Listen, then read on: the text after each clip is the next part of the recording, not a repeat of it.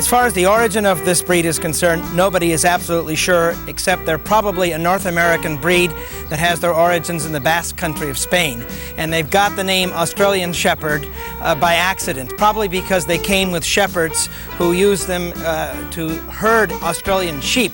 Sheep brought on boats to North America, and they were herding dogs, and so they got the name Australian Shepherds. And there was an attempt to change the name but to American Shepherd or North American Shepherd, but that failed, and they're Australian Shepherds despite the fact that they're not an Australian breed. Although they're now Australian Shepherds in Australia, only within the last few years.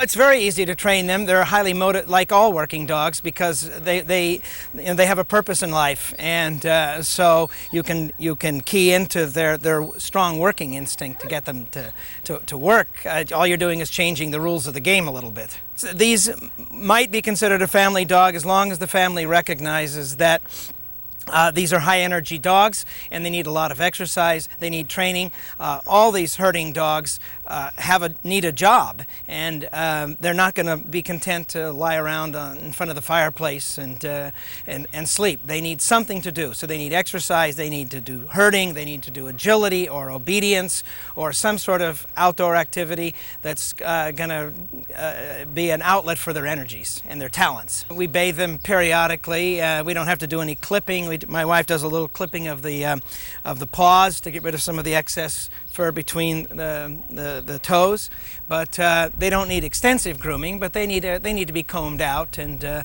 mine is small, so she's not as much as a shedder as the bigger dogs. They live a long time. They tend to be long-lived dogs. 14 to 17 years is not uncommon. I have a friend who has one that uses one, or it's now dead, but it was worked on a dairy farm, and it was moving the bull into the barn when the dog was 17 years old. Because they are working dogs, that means they're relatively free from health problems. But now they're becoming more popular, and they're in the show ring, and so I can't say that will hold forever, but they're tough. They're tough dogs. I got my dog because the first family was unsuitable. It was a family with 3 children, and wife worked, and the husband was an intern working long hours, and they had a dog that was very smart and needed a lot of attention and didn't get it, and so got into a lot of trouble.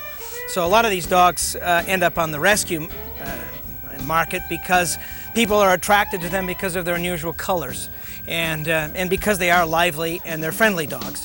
And so, but then people get more than they bargained for.